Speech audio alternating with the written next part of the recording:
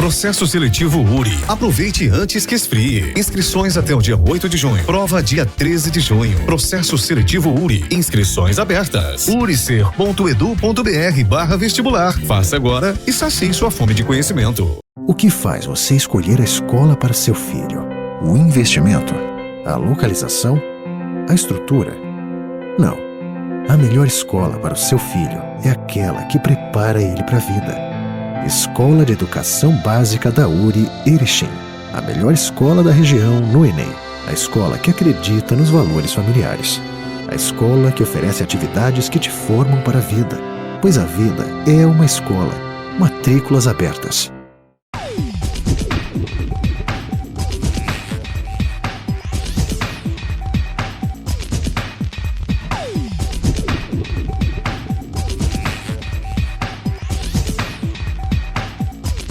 Olá, amigos aqui do programa Expressão Universitária da URI Erechim. Bem-vindos novamente a este espaço que procura trazer assuntos sempre de importância a você aí que tem um tempinho para nos ouvir todas as semanas. E o nosso convidado no programa de hoje, novamente, é o professor Luciano Alves dos Santos, que atua nos cursos de Direito e Administração do nosso campus. Professor, bem-vindo novamente. Muito obrigado. E obrigado pela sua contribuição mais uma vez aqui no Expressão Universitária. Professor, vamos seguir naquela balada dos outros programas que, em função da pandemia, sempre temos muitas novidades, as coisas se modificam a todo momento e fala-se agora muito, né? Sempre se falou da situação atual da economia. Enfim, qual é o raio-x que se pode fazer nesse momento? Existem informações até desencontradas, algumas dizem que a economia está melhorando, outras nem tanto, enfim, a pandemia não acabou ainda, pelo contrário, está piorando de novo. E aí, o que podemos falar aos nossos amigos aí de casa nesse momento, professor Luciano? Sim, primeiro, muito obrigado novamente pelo convite, é uma honra sempre estar aqui, né, com os telespectadores e também com o senhor. E assim, o que tem acontecido agora nos últimos tempos é esse recrudescimento da pandemia, como o senhor bem colocou, né, talvez uma terceira onda, e se discute se a gente efetivamente já saiu da segunda, então se tem essa discussão, mas o que está acontecendo na prática é que nós estamos vendo os hospitais aumentando o número de internados, o número de casos também aqui na nossa região está aumentando novamente. E então se tem sempre aquele medo. O governo do estado já divulgou, né, 2 alertas, né, nesse sistema dos 3 alertas, né, a substituição das bandeiras pelos alertas. Então agora há esse temor, mas no geral a economia do Brasil e também aqui da nossa região, ela melhorou, mas melhorou pouco. Saiu semana passada os dados do CAGED, e esses dados do CAGED mostram a questão do desemprego, né, emprego e desemprego. Nós temos entre desempregados, desalentados, subempregados, né? O desalentado é aquele que não procura mais emprego, que cansou, desistiu. Ele pensa, tá difícil, eu procurei por tanto tempo, não achei, eu vou esperar um pouco, nem estou procurando mais. O subempregado é aquela pessoa que faz bico, tem alguma coisa, mas não tem um emprego formal, né? E o empregado é aquele do emprego formal. Então, entre desalentados, subempregados e desempregados, nós temos hoje entre 15 e 20 milhões no Brasil, né? Um dado que pode ser até para mais. Bom, mas então... É um número expressivo porque equivale à população de alguns estados, né? Sim, e nós temos hoje em torno de 40 milhões de pessoas com carteira assinada no Brasil. Então, é aproximadamente metade das pessoas que têm carteira assinada, né? Uma outra metade está nessa condição de desemprego, subemprego e também desalentado. E essa é uma situação encontrada aqui no Brasil especificamente ou América do Sul como um todo? Porque a situação na América não está tão boa assim também. É uma situação geral. Eu sei que em outros países, nem vamos falar aqui da Venezuela e outros países também, mas é uma situação que nos preocupa, temos alguma esperança de que as coisas melhorem? Sim, temos até justamente situações comparativas. Por exemplo, um vizinho e um país que foi por muito tempo rico, né, foi um dos países mais ricos da América Latina e América do mundo, a Argentina. A Argentina está numa situação hoje muito pior que a do Brasil, né, e até o ministro Paulo Guedes deu uma entrevista há poucos dias, dizendo que para a gente chegar numa situação semelhante à da Argentina, precisamos de em torno de 6 meses a 1 ano de desajustes econômicos, né, e para chegar na situação de Venezuela, de 3 a 5 anos de desajuste econômico. Então, nós não estamos muito longe dessas situações que já estão piores do que a nossa. E se nós quisermos chegar numa situação dos Estados Unidos, por exemplo, de alguns países da Europa, né, nós precisaríamos de algumas décadas. Então, nós estamos mais ou menos que no meio do caminho, mas eu diria um pouco abaixo do meio do caminho, né, do grande desenvolvimento. E lembrando que o Brasil já foi mais rico que os Estados Unidos. Que situação que estamos vivendo, mas e o que poderíamos fazer nesse momento, nós, simples habitantes desse país aí, o que nós poderíamos fazer, além de acreditar e rezar bastante, pelo jeito, né? Quando aconteceu o desastre do 11 de setembro, né, se fazia essa pergunta, e agora a economia americana, como é que ela vai ficar, né? Havia um caos interno, não se sabia se ia acontecer mais ataques, né? E a dica que o governo dava para as pessoas era comprem, né? Comprem internamente, comprem dos comércios locais, e locais no sentido do país inteiro, né? Não comprar de fora, dar preferência para os comerciantes locais. Essa é a maior dica, porque os comerciantes locais, né, e aqui falando no caso de Erechim, se nós comprarmos nos comércios daqui, nós iremos gerar empregos aqui, né? Aumentando a demanda daqui, vai aumentar a demanda em fábricas, né, porque esses comerciantes vão comprar mais. Então, sempre se resolve isso injetando mais dinheiro na economia. É assim que a Europa está fazendo. Hoje nós temos países na Europa que estão com juros negativos, justamente para poder injetar dinheiro na economia e fazer com que as economias melhorem. Nós temos algumas situações interessantes porque o comércio já sente uma melhora, né, nos últimos 2, 3 meses, diminuiu em relação a quando nós tínhamos o auxílio emergencial em valor mais alto, mas mesmo assim houve uma melhora em relação ao início da pandemia. Nós estamos recuperando empregos, né? Como eu falei, os dados do CAGED do último mês mostram que nós recuperamos 120 mil empregos, saldo positivo, entre os desligamentos e, né, as contratações sobraram positivamente em torno de 120 mil empregos. Mas veja que em relação a 40 milhões, é quase pequeno, nada, né? É um índice pequeno. Mas o que está alentando os analistas é a questão de que houve uma pausa nas demissões, se diminuiu o número de demitidos.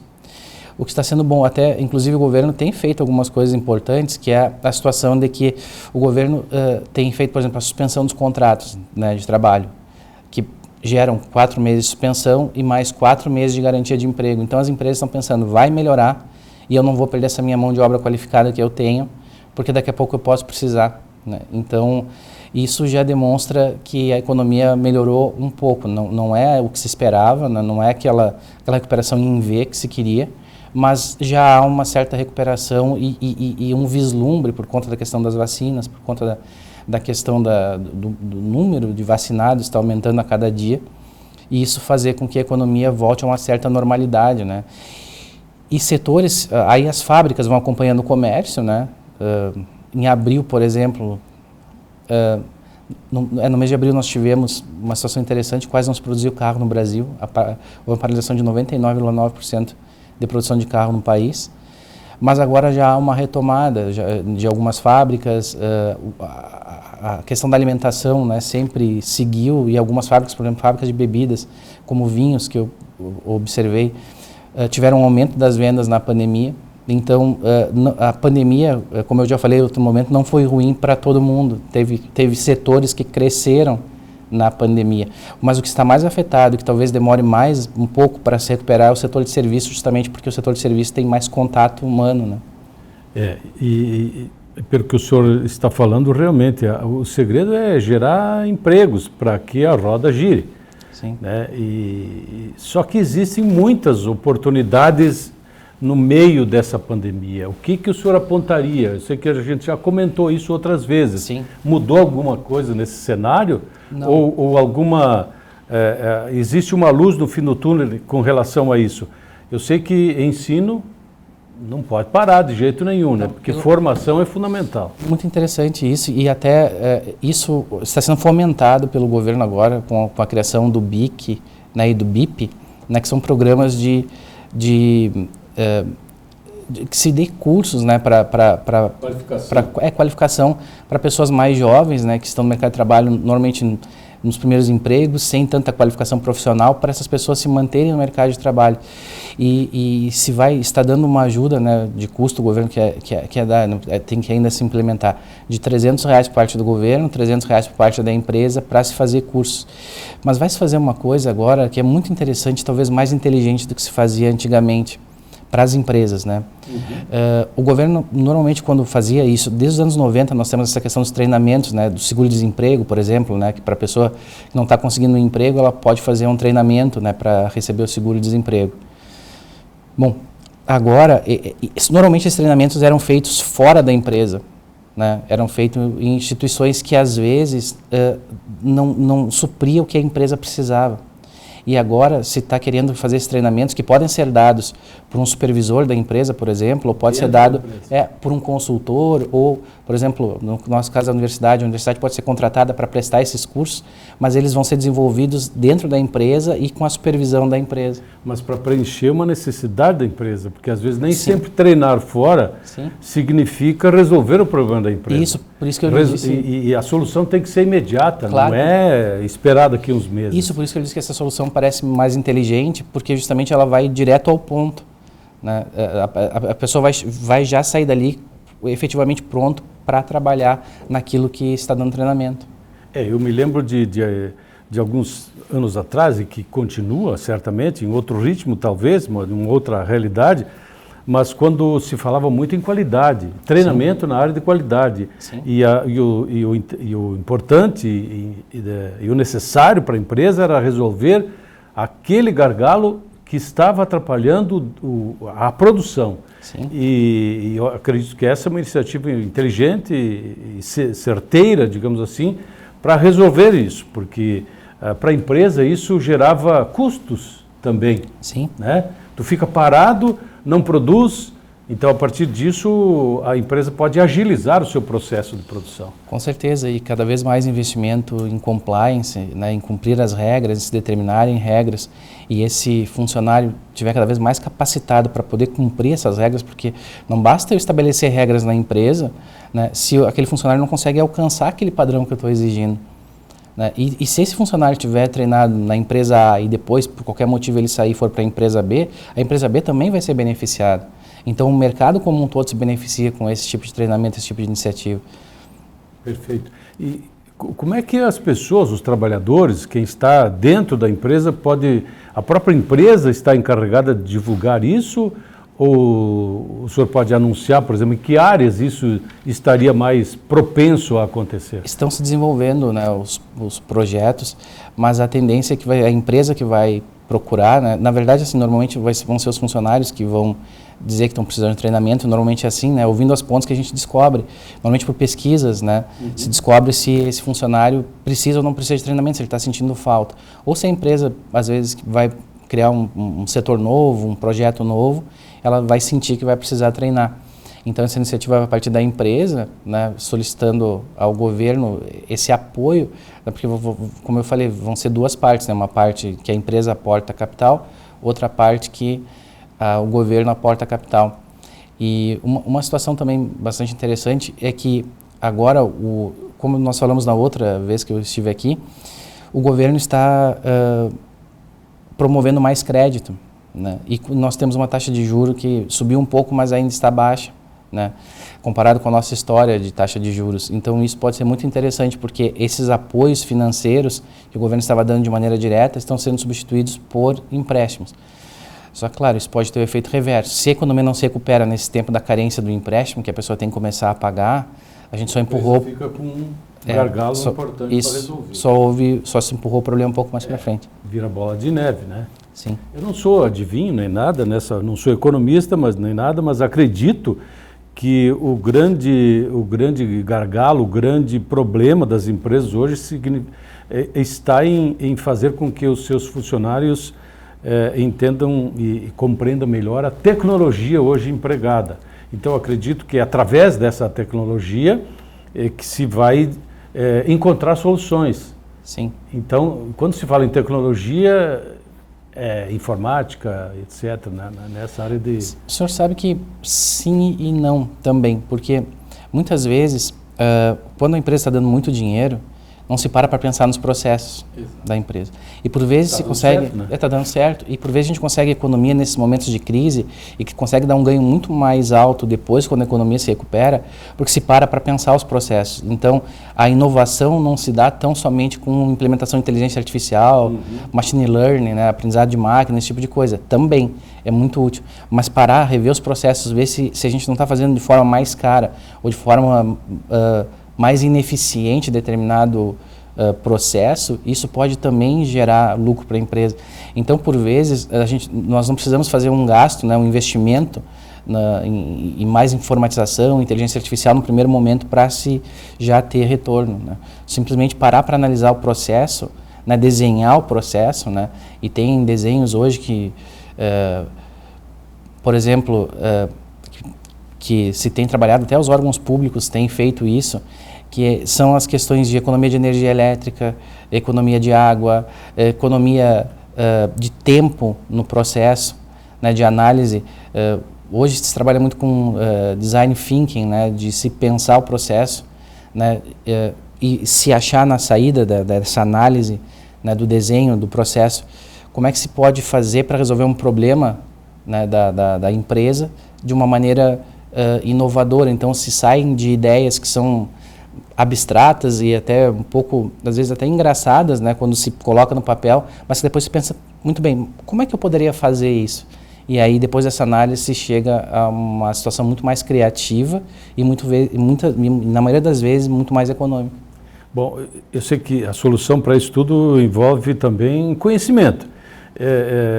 Desenhado esse quadro, apresentado essa situação pelo senhor aqui, onde é que entra o papel da universidade, por exemplo? Vamos falar do nosso papel, do seu papel, principalmente como educador, como professor. Onde é que entra o papel dos professores, da universidade em si, em auxiliar para agilizar esse processo? Cada vez mais a universidade está se voltando para projetos de extensão. A URI ela tem mudado o currículo e se encaminhado para uma situação bem interessante, que é colocar os alunos para fazer, né? Para cada vez menos horas de sala de aula e cada vez mais horas de prática, né, e extensão. Então a universidade ela pode auxiliar, por exemplo, no serviço de saúde, como já vem auxiliando, né, agora na recuperação da Covid, né, a fisioterapia está tendo um trabalho muito importante em fisioterapia respiratória. A universidade, no próprio direito, a universidade tem o atendimento, né, à população lá no escritório de prática jurídica, que ela pode auxiliar as pessoas que tiveram algum problema, que precisam ingressar com uma ação e não tem dinheiro para contratar algum advogado. Então, cada vez mais essa inserção na comunidade da universidade vai fazer esse auxílio, né? O curso de administração podendo, através dos estágios, né, levar essa tecnologia que nós estamos estudando na sala de aula para dentro das empresas e auxiliá-los nessa análise e leitura de processos, que muitas vezes não tem ninguém capacitado lá para fazer. E como é que, de repente, as pessoas que estão nos ouvindo nesse momento, nos vendo, como é que pode aparecer o interesse? Eu tenho um problema que eu acho que a universidade poderá me ajudar. Como é que ela procura essa solução? Basta entrar em contato com quem especificamente no Centro de Estágios e Práticas Profissionais? Porque lá é saúde, até a parte do direito também funciona ali. Sim. Basta procurar isso ou tem algum outro setor específico? Ou precisa ser encaminhado por alguém? Se for o escritório de prática, por exemplo, a pessoa pode me ligar, marcar uma hora por conta da questão da pandemia, né, para evitar aglomerações. Né? Então, sempre é interessante hoje entrar em contato previamente para se marcar uma hora para resolver. Se não for uma questão prática, por exemplo, se for uma questão que envolva algum curso, a utilização de algum curso em algum projeto, pode entrar em contato com as coordenações dos cursos para que elas possam dar o encaminhamento. Ou seja, se ligar para o senhor vai dar encaminhamento. Se não for com o senhor, alguém vai auxiliar com certeza. Sim, mesmo com os professores, às vezes surge uma demanda, né? Às vezes até na sala de aula, algum aluno fala que a família tem uma demanda, né? E nós, professores, buscamos encaminhar, né, internamente da melhor forma possível para resolver aquela demanda. Perfeito. Professor, desenhado todo esse quadro até o momento, qual é a expectativa de agora em diante? Existe alguma saída? Existe alguma... Temos que esperar mais? Eu sei que o pessoal está meio cansado de ouvir, né? Diz, olha, cuide-se, usem máscara, álcool gel, enfim, protejam-se, porque me parece que as coisas estão piorando em determinados momentos e esse é o momento. Enfim, dá para prever alguma situação nova daqui para frente? Ou seja, teremos realmente um segundo semestre melhor? Sim, dá sim. A tendência é que tenhamos um segundo semestre melhor, mas desde que tenhamos um pouco mais de consciência, né, coletiva. Porque isso me parece que ainda está faltando. Isso, ainda está faltando. E é por isso que essas novas ondas vão chegando muitas vezes. Porque o perigo que está se vendo, não só no Brasil, mas como em outros países do mundo, é que as pessoas estão cansadas do isolamento, né? Então, quando elas tomam a vacina, elas por vezes, elas acham que está resolvido. E as vacinas não têm eficácia plena, como nenhuma vacina tem, né? E já comentamos isso em outros programas. Exato. E nós temos essa situação de que muitas pessoas estão tomando a vacina e não voltam para tomar a segunda dose, por exemplo. Né? No Brasil nós temos várias pessoas, né, milhares de pessoas que não voltam para tomar a segunda dose. E a segunda dose é um reforço. As vacinas, elas têm um efeito e elas estão em estudo ainda, não se sabe ainda bem ao certo qual é o tempo de proteção da vacina. Então, as pessoas estão sujeitas, e quem já pegou pode pegar de novo, tem novas variantes, e tem variantes agora, como a variante indiana, né, que está começando a chegar no país, que ela se propaga muito rápido. Então, esses cuidados ainda, né, mesmo com a vacina, nós precisamos ainda ter um pouco de cuidado, usar a máscara, lavar as mãos, passar álcool, né, evitar de colocar a máscara em superfície, que nós, por exemplo, eu venho de um lugar que eu falei com bastante gente, eu venho de um lugar que estava com público, minha máscara pode estar contaminada. E eu ainda vejo muitas pessoas tirando a máscara e colocando em cima da superfície. E esse ato pode contaminar a próxima pessoa que vem ali, né, e vai tocar naquela superfície. Né? Então, temos que ter esse cuidado também. Especialmente no ambiente de trabalho, Especialmente no ambiente de trabalho. E nós temos mas também, mesmo familiar, né? Mesmo familiar, sim, com certeza. O cuidado de chegar, tirar a roupa, né, separar para lavar, tomar banho logo na sequência de que se chega em casa, né, evitar de entrar com calçado que a gente veio da rua na casa, né, que são cuidados que tem países do mundo, como exemplo o Japão, eles já fazem, é impensável entrar com sapato na casa de um japonês. Pois é, o senhor falou do Japão, eu li uma notícia interessante essa semana dizendo que o Japão é um dos países que menos vacinou e eles parece que não querem ainda fazer a Olimpíada, mas como é que se explica isso? Eles enfrentam a situação sem vacina, apenas tomando cuidado. Esse cuidado com a higiene, desde a gripe espanhola, né, eles ficaram com esse medo da contaminação. Então já há mais de um século que o Japão se cuida. É formação. Isso, virou, é introjetado, é cultural. Isso. E também pela questão energética, por exemplo. O japonês não entra porque o sapato é sujo, mas ele entende que a energia que se traz da rua pode contaminar o ambiente da casa. Família. Sim. Isso é fundamental, porque às vezes a grande fonte de contaminação está dentro de casa. Sim. Eu falava numa entrevista recente aqui com o Dr. Grittig de que os cuidados que a gente tem que ter, inclusive e principalmente dentro de casa. Então é isso que o senhor acaba de reforçar. Porque nós relaxamos normalmente, né?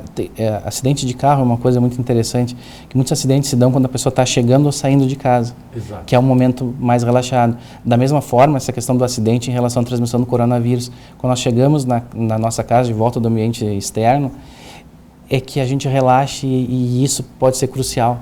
E às vezes evita. Bom, eu cheguei em casa, coloco o meu carro na garagem, vou pegar o elevador, já tiro a máscara. É um problema, aí pode se contaminar, perigo, até pela contaminação que se tem visto ultimamente, e se tem estudado, está muito certo de que existe, que no primeiro momento não se deu muita importância dizendo que tínhamos que nos cuidar das superfícies, mas agora se fala da questão dos aerossóis, né? Perfeito. Professor Luciano, estamos chegando no nosso último minuto aqui do programa, então eu queria um último recado seu a respeito de como é que nós, consumidores, devemos nos comportar daqui para frente. Sabemos, né, que a situação não vai melhorar do dia para a noite nem nos próximos meses. Então, como é que a gente deve se comportar daqui para frente? Sim. Nós devemos ter cuidado com a questão de endividamento, né? Devemos consumir, mas consumir de maneira consciente, né? Responsável, sim. Guardar dinheiro, se for o caso de se utilizar de crédito, verificar a possibilidade desse uso desse crédito para não criar problema mais para frente. Mas devemos, como eu estava falando anteriormente, consumir o máximo que pudermos, porque por vezes não é possível, aqui na nossa cidade, para podermos gerar empregos aqui, fazer a economia local girar. Perfeito, professor Luciano.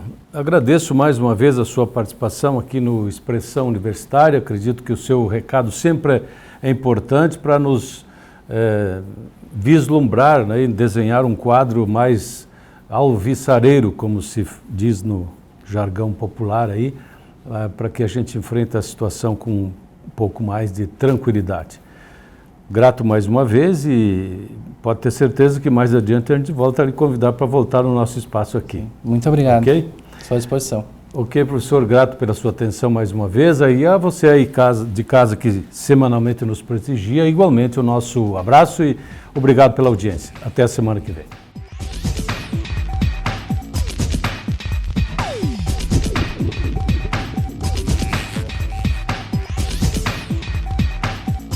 Processo seletivo URI. Aproveite antes que esfrie. Inscrições até o dia 8 de junho. Prova dia 13 de junho. Processo seletivo URI. Inscrições abertas. uricer.edu.br/vestibular. Faça agora e sacie sua fome de conhecimento.